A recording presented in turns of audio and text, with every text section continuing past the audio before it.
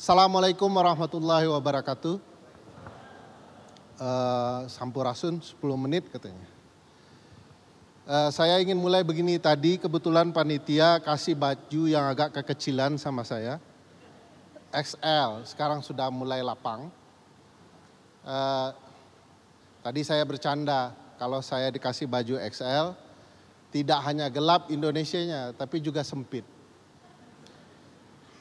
Saya ingin menuturkan kenapa Indonesia gelap dan sempit. Dulu ada kisah yang dituturkan oleh seorang filsuf namanya Confucius. Seorang penunggang kuda datang melewati hutan rimba. Lalu dia bertemu seorang pemuda di hutan rimba itu. Dia mengatakan, kenapa Anda tinggal di dalam hutan rimba? Kan banyak harimau,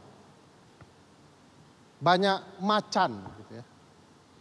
Lalu si pemuda mengatakan, saya lebih baik tinggal di hutan dan dimakan atau berhadapan dengan macan, dibandingkan saya tinggal di kota yang diisi dan dikuasai oleh raja zalim.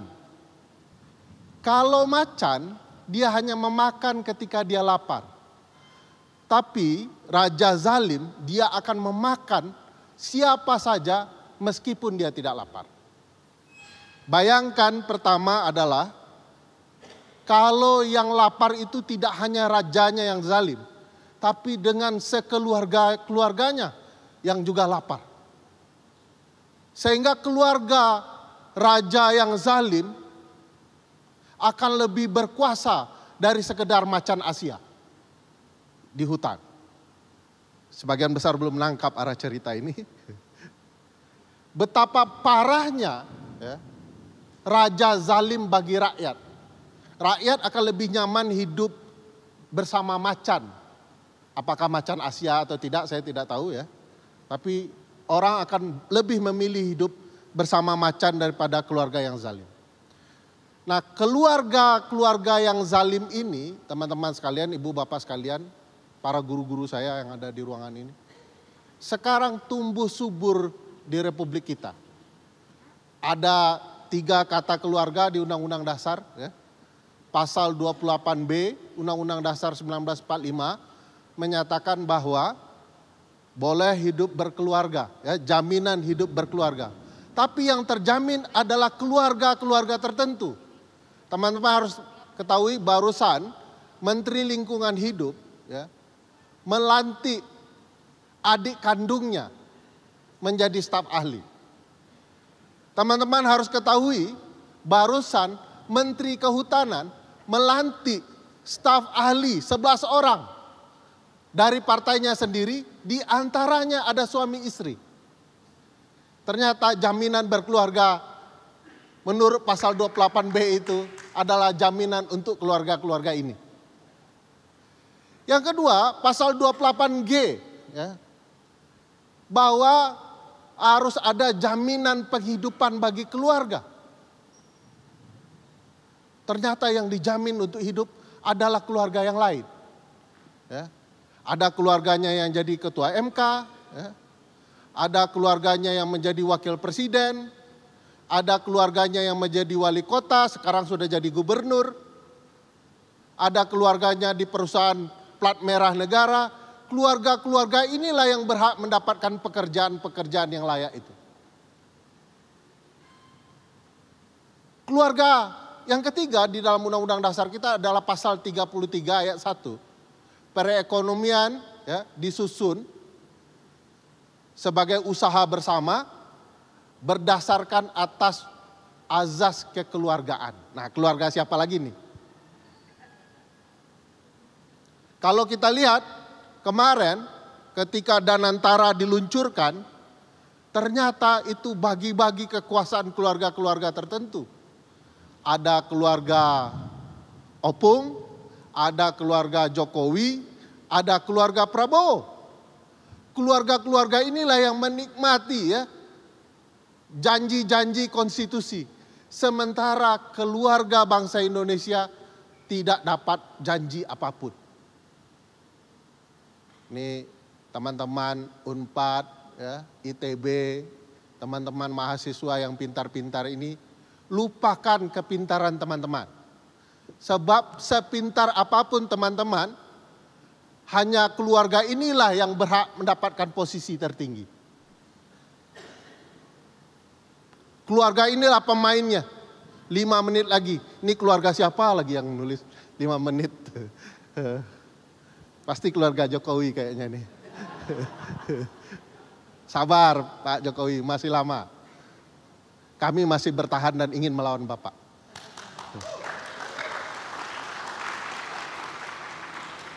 Nah, kalau konsep kekeluargaan ini yang kita kenal sebagai nepotisme itu terus tumbuh subur, maka seluruh orang sebenarnya sedang terjajah oleh kepentingan keluarga. Mau cari kerja susah, mau layanan kesehatan harus masuk kartu keluarga tertentu dulu. Kalau enggak akan lambat layanan kesehatannya. Mau kemudian berprestasi susah, kalau tidak ada kong kaling kong ya, dengan keluarga tertentu, teman-teman tidak juga bisa mampu memenuhi hasrat dan kepentingan konstitusional teman-teman semua. Nah, saya mau cerita, membiarkan keluarga-keluarga melanggar hak-hak konstitusional rakyat publik, sebenarnya secara tidak langsung kita adalah bagian dari kerusakan keluarga ini. Saya punya kepercayaan, ini sifatnya kepercayaan personal, pengalaman pribadi.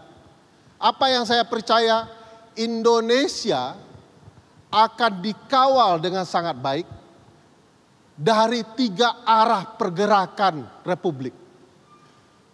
Satu yang saya percaya adalah gerakan mahasiswa di Jakarta, kedua di Yogyakarta, dan ketiga di Bandung. Nah, ini ada pertandanya Bang Eros. Apa pertandanya? Kalau mahasiswa di Bandung jalan kaki ke Jakarta, maka bandit-bandit republik harus khawatir. Nah, ini tanda-tandanya jalan kaki betulan atau tidak belum ada penelitiannya ya. Yang jelas gerakan republik, gerakan reformasi bahkan itu diberikan sinyalemennya ketika mahasiswa-mahasiswa Bandung, kami akan turun ke Jakarta dengan berjalan kaki. Itu tanda-tandanya. Kalau belum ada, tanda-tandanya masih agak jauh. Tapi tanda-tanda mulai jalan kaki menuju Jakarta itu sudah tercium dari aroma ruangan ini. Minimal aroma keringatnya gitu ya.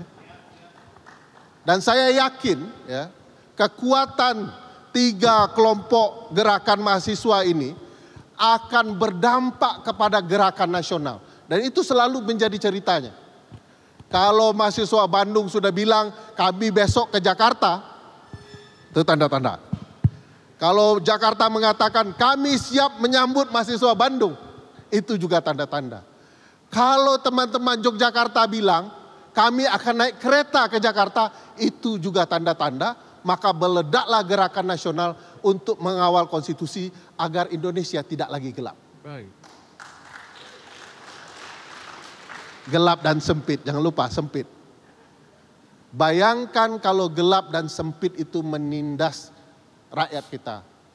Beli gas susah, sempit kehidupan, sempit masa. Kita juga tidak minta tolong pada republik, pada negara, tetapi susah untuk masak sendiri. Mau cari gas pakai motor susah karena Pertaminanya sudah oplosan, motor kita rusak. Mau mengadu, ternyata keluarga semua isinya, mereka lebih memikirkan keluarganya daripada keluarga kita. Teman-teman, hari ini kita tidak bisa menunda.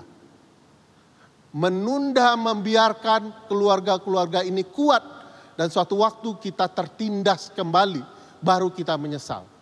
Terima kasih. Assalamualaikum warahmatullahi wabarakatuh. Terima kasih ya.